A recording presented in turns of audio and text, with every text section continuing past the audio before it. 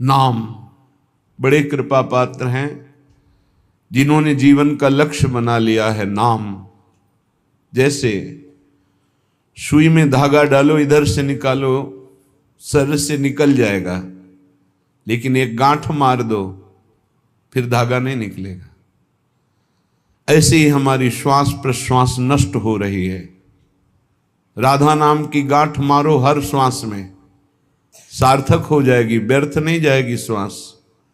और किसी एक श्वास में ये घटना घटेगी कि आपके नेत्रों के सामने एक तेज होगा और उस तेज में ये गौर श्याम जोरी विराजमान दिखाई देगी। विश्वास करो हमारी बात का, बस तुम्हें प्रयास करना है हर श्वास में गांठ मारना राधा नाम की।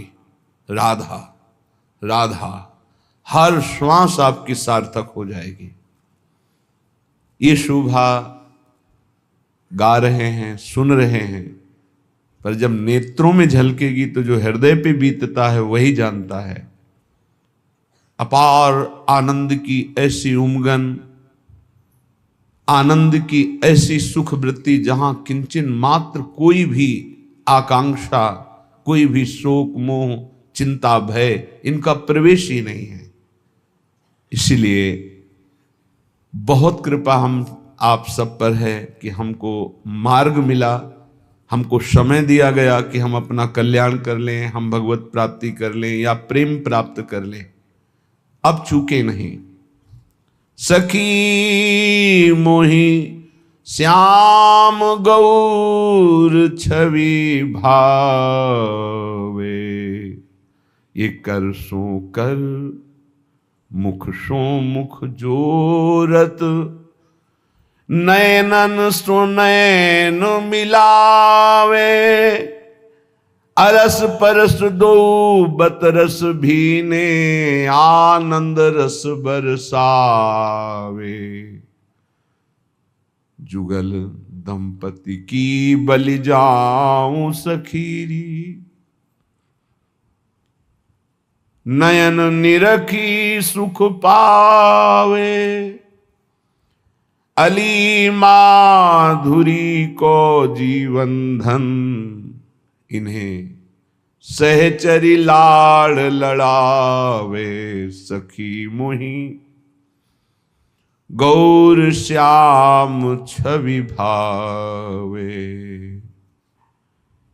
जब तक हमें संसार में कुछ भी अच्छा लगता है, कोई पद, कोई प्रतिष्ठा, कोई व्यक्ति, कोई वस्तु, कोई स्थान, कोई भोग,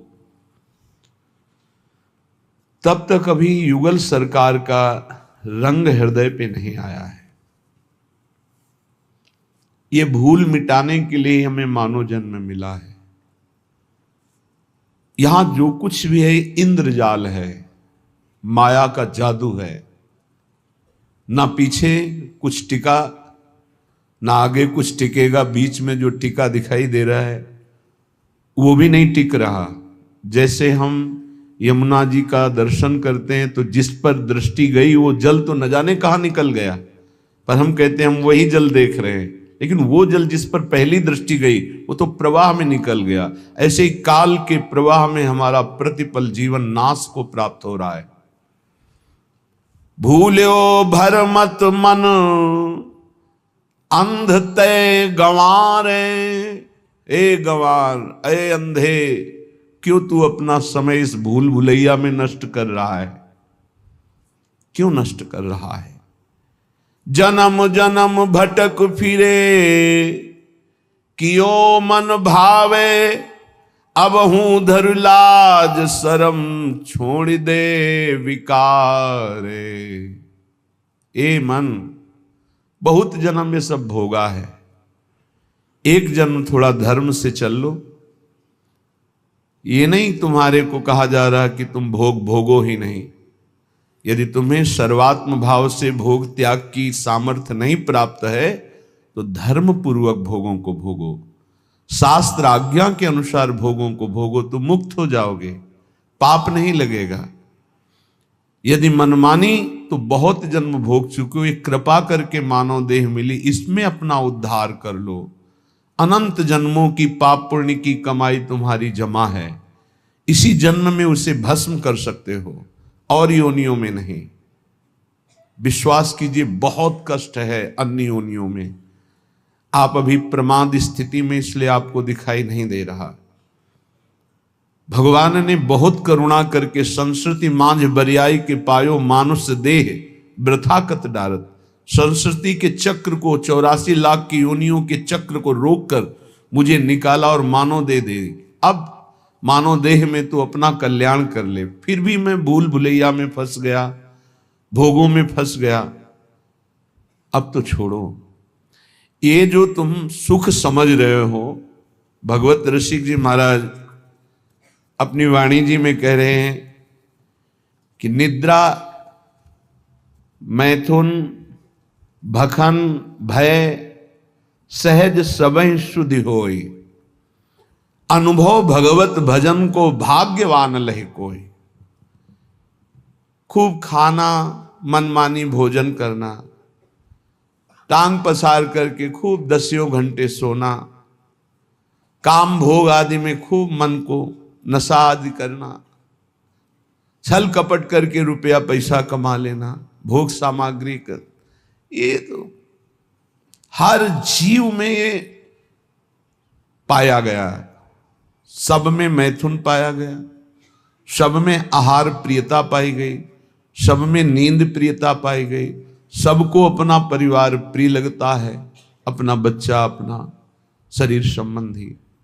मानव देह की खास बात क्या है? भाग्यवान किसे कहते हैं? भगवत ऋषिक जी कह रहे, निद्रा मैथुन भखन भय सहज सबहि शुद्धि होई, अनुभव भगवत भजन को भाग्यवान लहि कोई। कोई बिरला भाग्यवान ऐसा होता है जो मैथुन धर्म से, निद्रा से, आहार से, भय से, इनसे अपनी आसक्ति को हटाकर प्रभु के नाम जप में लगाता है। क्या वो भोजन नहीं पाता है? पाता है, पर वो आसक्त होकर नहीं, भगवत प्रसाद पाता है। क्या वो सोता नहीं? वो तमोगुण में नहीं सोता, भगवत चिंतन करते हुए सोता है, तो उसका सोना हुआ भी भजन माना जाता है। क्या वो संतान उत्पत्ति नहीं करता? करता है, भगवान की आज्ञा पालन करने के लिए, ना कि व्यभिचार के लिए। बड़ा उत्तम देह प्राप्त हुआ है, ये पशुता में नष्ट करने के लिए नहीं है। बड़े भाग्यवान हैं जिनको अध्यात्म सुनने को मिला, और वो अध्यात्म के श्रवण बल से असत वासनाओं का, गंदी आदतों का त्याग करके भगवान के भजन की तरफ, सतमार्ग की तरफ चले। भाग्यवान लहि कोई होई जो भगवत अंगी, भगवत विमुख न लहे भेषधारी भवभंगी। कोई बिरला भाग्यवान भगवान के भजन में लगता है। पर ध्यान रखना, ये शब्द याद रखना, भगवत मार्ग में जो ही चलोगे तो 2 प्रकार से भारी बाधा आ जाएगी। या तो इतनी अनुकूलता आ जाएगी कि आप फंस जाओ और भजन छोड़ दो, और या इतनी प्रतिकूलता आ जाएगी कि भयभीत होकर छोड़ दो। माया ये 2 पासे फेंकती है। तो बोले भाग्यवान लहि कोई होई जो भगवत अंगी। भगवत अंगी कौन है? भगवत प्रेमी महात्मा। भाग्यवान वो जो किसी महात्मा के अनुशासन में अपने जीवन को चलाने लगे। फिर नहीं, ना तो प्रतिकूलता गिरा सकती, ना अनुकूलता। जहां प्रतिकूलता आई तहां उत्साहवर्धन, और जहां अनुकूलता आई तो धर्म के द्वारा उस अनुकूलता को बांटना। ये संतों के अनुशासन में होता है। जो भगवत प्रेमी महात्माओं के अनुशासन में होते हैं, तो आई हुई अनुकूलता को जगत मंगल के लिए वितरित करना, और आई हुई प्रतिकूलता को भगवत विधान मानकर मुस्कुराते हुए सहना, ये संतों का संगी सीख सकता है, दूसरा कोई नहीं। भाग्यवान लहि कोई होई जो भगवत अंगी। निरंतर जो प्रभु में डूबे हुए हैं, ऐसे महापुरुषों का जिनको संग मिल गया। भगवत विमुख न लहे, अगर वो भगवत अंगी नहीं है तो चाहे वो भेषधारी क्यों ना हो, समुद्र में डूबेगा इस संसार के। भेष नहीं बचा सकता, भेष नहीं बचा सकता, उद्देश्य बचाता है।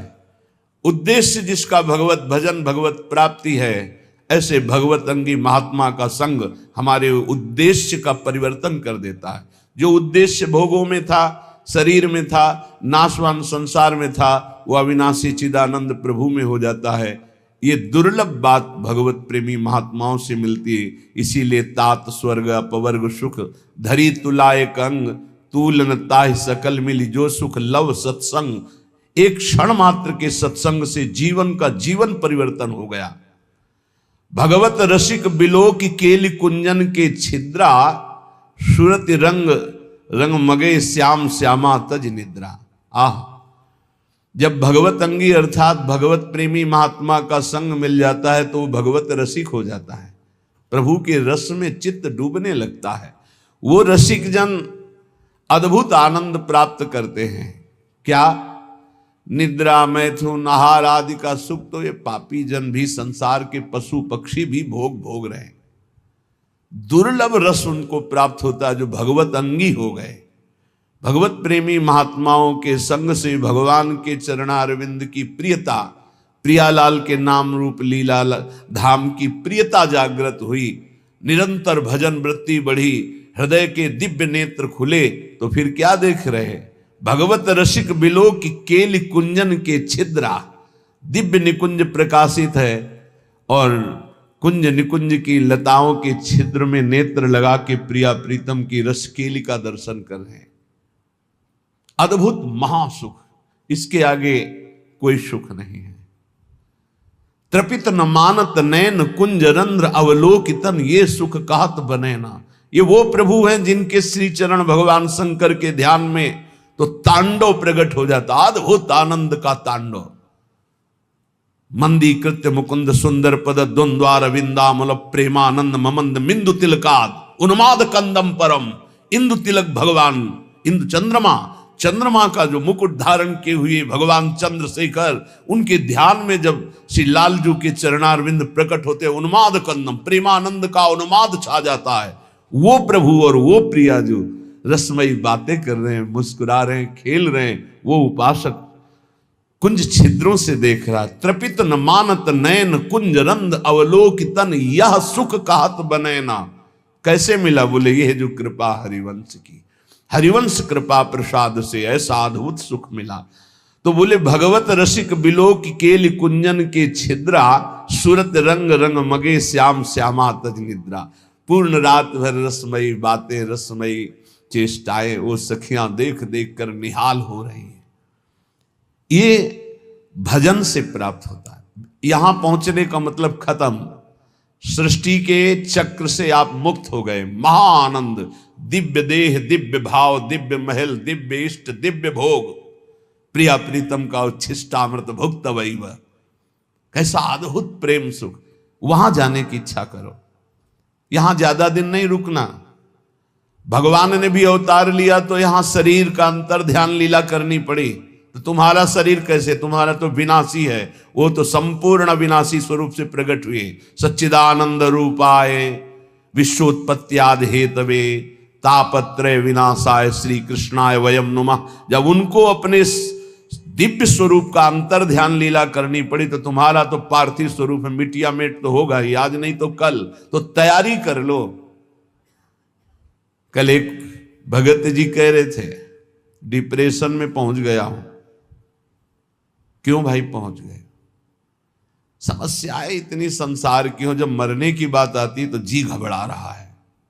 वृद्धावस्था की तरफ शरीर जा रहा है, कहां जाना है कोई ठिकाना नहीं। एक जीव घबरा रहा है कि सब हमारा छूट जाएगा, जो जो हमने किया हमका। यही अध्यात्म औषधि देता है कि मरने से सब जग डरा मेरो मन आनंद। अब अपने को यह है क्या, कहां जाना है, पता है कहां जाना है, क्या होगा ये भी पता है क्या होगा। अपने को क्या डर है, क्योंकि अपना पास बन चुका है, अपना पता है हमको अमुक जगह जाना, पता है हमारा पहले से वहां बुक हो चुका है सब। अब क्या परेशानी? मरने का मतलब है पुराने कपड़े को छोड़ करके दिव्य वस्त्र प्राप्त करके और बहुत बड़े घराने में प्रवेश करना, बहुत बड़ी जगह, तो खुशी होती ना। पुराना कमरा जो टपक रहा हो पानी बरसने में, वो छोड़कर एक दिव्य महल में आपको जाना हो तो खुशी होगी कि नहीं होगी? आपको आनंद होगा। तो आपको मरने का आनंद इसलिए नहीं है क्योंकि आपने अपनी मरने की व्यवस्था नहीं की, जीने भर की केवल की, मरने की तो याद की नहीं, मरने की व्यवस्था की नहीं। अब जीने का एक निश्चित समय है, नियत श्वासें हैं और वो खर्चा हो गई। अब घबराहट पैदा हो रही, कहां जाऊंगा, क्या करूंगा? तो उन्होंने कहा आप क्या उपाय? हम कहा हमारे घर में रह लो, दोस्ती कर लो। तुमने अपना घर तैयार नहीं किया तो मेरे घर में रह लो। बोले हाँ ऐसा तो हो सकता है। तुमका राधा राधा जपो, हमारे घर में आ जाओगे। राधा और हमारा घर इतना बड़ा है कि ब्रह्मा ने जितनी सृष्टि रची है वो सब सृष्टि हमारे साथ चले तो भी वहां जगह खाली है, इतना बड़ा घर है। कर्तुम अकर्तुम अन्यथा कर्तुम सर्व समर्था सा ईश्वर। ऐसे ईश्वर को भी जो अपने अधीन किए वो वृंदावन धाम है, अपनी शोभा, अपनी संपत्ति, अपने आनंद से। पर ये हमारे घर में उसी का प्रवेश होगा जो केवल हमारे घर के दरवाजे पर रहे।